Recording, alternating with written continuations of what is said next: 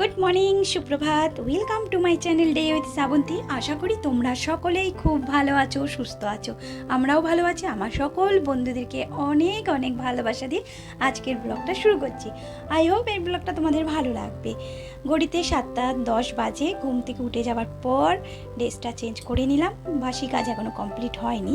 বাসি কাজ বলতে গেলে বাসি জামা কাপড়টা ছাড়া হয়ে গেছে, বিছনা এখনও কিচ্ছু ঝাড়া হয়নি। আজকে কর্তামশাই একটা জায়গায় যাবে, তার বড় দিদির বাড়ি যাবে, মানে বড় পিসির মেয়ের বাড়ি যাবে। আমাদের বংশের মধ্যে সবচেয়ে বড় ননদ আমার, তার বাড়িতে যাবে দুই ভাই মিলে, মানে আমার কর্তামশাই আর আমার ভাসুর। আর ওদেরকে দুজনকেই আমি জগাই মাদাই বলে ডাকি, মানে ভাসুরের সামনে বলি না, আমার কর্তামশাইকে বলি। তা এই বংশের মধ্যে ওরাই দুই ভাই, তাই ওদেরকে জগাই মাদাই বলে ডাকি। আর যেখানে হয় সেখানে এরা দুটো মিলে জুটি বেঁধে যায়, ঠিক আছে। আমরা যাই না, তা খুবই কম যাওয়া হয়।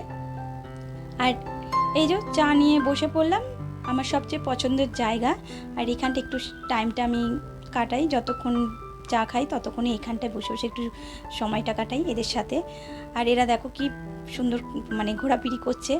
আর রোদের থেকে যে আলোটা পড়ছে অ্যাকোয়ারিয়ামের উপরে, তখন কিন্তু অ্যাকোয়ারিয়ামের কালারটা অন্যরকম হয়ে যাচ্ছে। আর এই দেখো আমার ভাসুর আর আমার কর্তামশাই দুজনে বেরিয়ে যাচ্ছে। ওখানেই তারা জল খাবার খাবে, আর দুপুরবেলা সেখানে ভাত খাবে। তা সেই হিসাবে আমি একটু আলু ভেজে নিলাম, মেয়েকে একটু রুটি দিয়ে দেবো। আর আমি একটু ভাত রয়েছে, পান্তা ভাত। আমি পান্তা ভাত একটু আমার জন্য রেখে দেই। তোমাদের বলেছি যে আমি এই গরমেতে একটু পান্তা ভাত খাচ্ছি বলে টিফিনটা খেতে পারছি, নাহলে কিন্তু ওই ছাতুগুলো আমার খেতে হয়।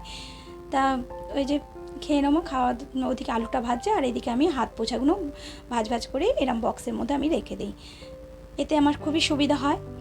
আর এই দেখো কর্তামশাই ডিম এনে রেখে গেছিলো। আজকে ডিম রান্না করবো না, কিন্তু ডিমটা দোকান দিয়ে এনে রেখে দিয়ে গেল। সেগুলোকে আমি ভালো করে ধুয়ে নিচ্ছি। আর তোমাদেরকে দেখাচ্ছি আমার হাতে, দেখো অ্যালার্জি যে হয়েছিল বলেছিলাম না, সেই অ্যালার্জির ছোপ মতো হয়ে রয়েছে।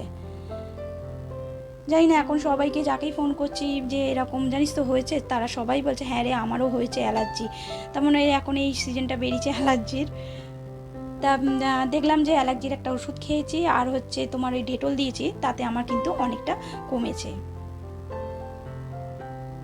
আর এই যে ডিমগুলো ধুয়ে নেওয়ার পর তরকার ডাল, এটা অনেকে আবার কড়াইয়ের ডাল বলে, তার তরকার ডালটা ভালো করে ধুয়ে ভিজিয়ে রেখে দেবো, কারণ এটা রাত্রে করবো বলে তার জন্য এখন থেকে ভিজিয়ে রেখে দিলাম, তাহলে ঝটপট করে আমার হয়ে যাবে। এদিকে আমি চালটাও ধুয়ে রাখছি। আর এদিকে চলে এলাম ফ্রিজের ওপরে তাকটা পরিষ্কার করি। আর এই ফুলদানিটা আমার মেয়ে করেছে, দেখো কত সুন্দরভাবে করেছে, একটা কোকোকোলা বোতল দিয়ে। আর এই যে ওর প্রিয় ডগিটাকেও একটু পুছে নিলাম ভালো করে। আর এটা দেখাচ্ছে, এটা কী বলতো, আমার মেয়ের ছোটোবেলার পাউডারের ওই যে পম না কি বলে, পম ওগুলো পাউডার কেসটাও আছে, তোমাদেরকে দেখাবো। ওটাকে ধোবো বলে ওখানে রাখলাম। আর এই যে মেয়ে দেখো গার্ডারটা ধুয়ে না এখানেই ঝুলি রেখেছে, শুকিয়ে গেছে আর তুলিনি, তাই ওটাকে তুলে রেখে দিলাম। এই যে ফ্রিজটা আমার পোছা হয়ে গেল। এরপর চলে যাবো একদম সিধে রান্নাঘরে।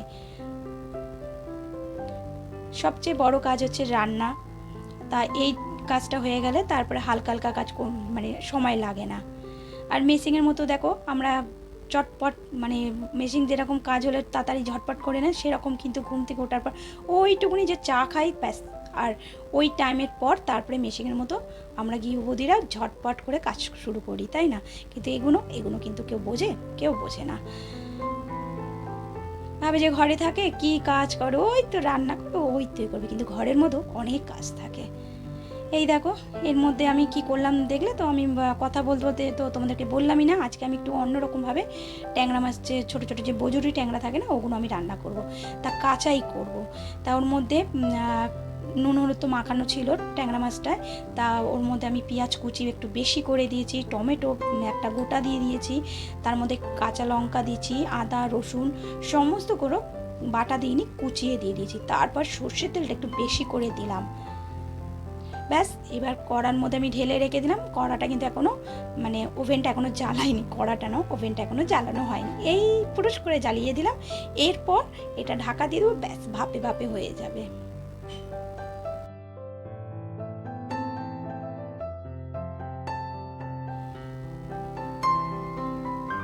চালটা ধুয়ে রেখে দিয়েছিলাম, তা সেটাও আমি ভাতটা বসিয়ে দিলাম। ব্যাস হয়ে গেল আমার রান্না কমপ্লিট। আজকে সব শটাং করেছি। এই যে ডাল করেছি, মুসুর ডাল সেদ্ধ, আর ওই যে ট্যাংরার ঝাল করেছি, দেখো গায়ে পুরো মাখা মাখা রয়েছে। এটা কর্তামশাই খাবে না, মেয়েও খাবে না। আর এই যে চিংড়ি মাছ দিয়ে আলু দিয়ে পেঁয়াজ আদা রসুন দিয়ে করেছি এটা। ব্যাস, আজকের মতো এই রান্না। খাওয়া দাওয়া করার পর কর্তামশাইও চলে এসছে। তা কর্তামশাই আর মেয়ে তো ঘরে রয়েছে, আর আমি উঠলাম এই আলুর গাছটাকে একটু জলটা চেঞ্জ করে নিলাম। দেখো খাওয়া দাওয়ার পরেও কিন্তু কাজ অনেক থাকে, সমস্ত কিছু গুছিয়ে রাখুন। দেখো টেবিলটার কি করেছে, ওই একটা ড্রয়িং করছে, ওটাকে হাফ রয়েছে। চলো এবার পর্দাটা দিয়ে দেই, পর্দাটা দিয়ে একটা ঘুম দেই, তারপরে আবার আসছি তোমাদের কাছে বিকেলবেলা। সন্ধ্যে 6:30 বাজে আবার তোমাদের কাছে হাজির হলাম। 2 কাপ চা খাওয়া হয়ে গেছে। কর্তামশাই আজকে চাটা করেছিল, তার চা খেয়ে উনি বেরিয়ে গেল। আর আটাটা মেখে রেখে দিয়ে গেছে, বলেছে দেরি হলে তুমি রুটিটা করে নিও, নাহলে চলে এলে উনি রুটি করবেন। এই দেখো রুটি আটা মেখে লেচি করে রেখে দিয়ে গেছে। আর এই ফাঁকেতে মেয়েকে একটু ফুটি দিচ্ছে, আর আমিও ফুটিটা খাচ্ছি। আমি কিন্তু চায়ের সঙ্গে সঙ্গে খাচ্ছি না, চাটা অনেকক্ষণ খাওয়া হয়ে গেছে, তাই ফুটি নিয়ে যাচ্ছি। মেয়ে বলছে মা খিদে পাচ্ছে, কী খাবো, একটু ফুটি দাও তো। আর কি বলো তো, কোকোকোলা থামস আপ না এনে না মানে খেতে ভালো লাগছে না। তাই এবার কর্তামশাই সেখানে একটু ফুটি আনবে, তো একটা বড় একটা বোতল ফুটি নিয়ে এসে ওই মেয়েকে দেবো, তাহলে কিন্তু মেয়ে খাবে। ও নিজের থেকে বার করে ফ্রিজ থেকে ঢেলে খায় না, জানো তো, এত বড় হয়ে গেছে এখনও ওকে আমাকে মানে এইভাবে দিলে উনি খাবেন। আর এই দেখো মন্দির থেকে আমার ছোটো কাকা শ্বশুর প্রসাদ নিয়ে এসছে। আর রথের যেহেতু উৎসব চলছে তার জন্য পোলাও দিচ্ছে, পনির পোলাও। তারপরে খাওয়া দাওয়া করার পর রান্নাঘরে চলে এলাম, দেখলাম কর্তামশাই ফোন এলো যে দেরি হবে, তার জন্য রুটিটা করতে চলে এলাম। সবচেয়ে বড় আমাদের কাজ আর সবচেয়ে কষ্টের কাজ এই রুটি করাটা কিন্তু, তাই না? তরকারি করলেও কিন্তু ওই পাকার সামনে গিয়ে আমরা বসতে পারি, কিন্তু রুটির সময় ওই রুটি পরে বা কিছু করতে করতে পাকার সামনে যেতে পারবো না। তাই এই রুটিটাই আগে সবার আগে করি, করে একটু পাকার হাওয়া খেয়ে তারপরে তরকার ডালটা বসাবো।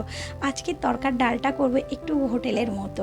কিরমভাবে বলো তো, আমরা যখন তরকা কিনতে যাই দেখি কি তরকা রেডিমেড করা থাকে, জাস্ট কড়াতে সাদা তেল দিল, একটা পেঁয়াজও নয়, হাফ পেঁয়াজ দিল, হাফ টমেটো দিল, আর হচ্ছে কারি পাতা না, ভুল বললাম, কাসুরি মেথি, হ্যাঁ, কাঁচা লঙ্কা আর ডিম ফাটিয়ে দিয়ে দিল, তারপরে ওই ডালটা দিয়ে দিল, ব্যাস হয়ে গেল।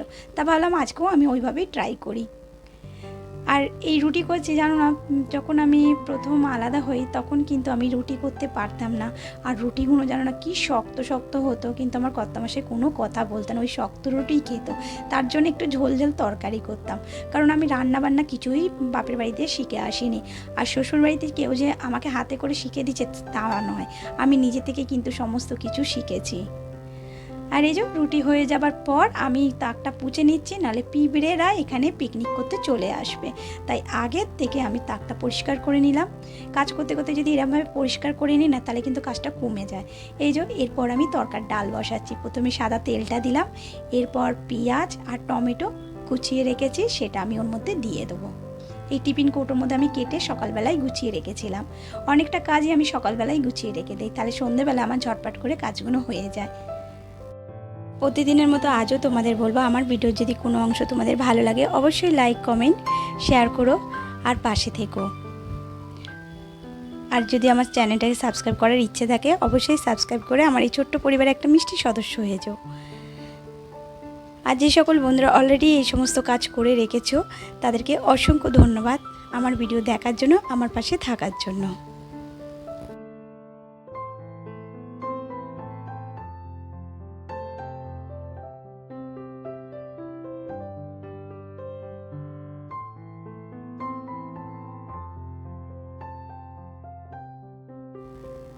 আর তারই মধ্যে কর্তামশাই চলে এসেছে, হাত পা ধুতে গেছে। আর বাইরে জানো তো ঝিরঝির করে বৃষ্টি হচ্ছে।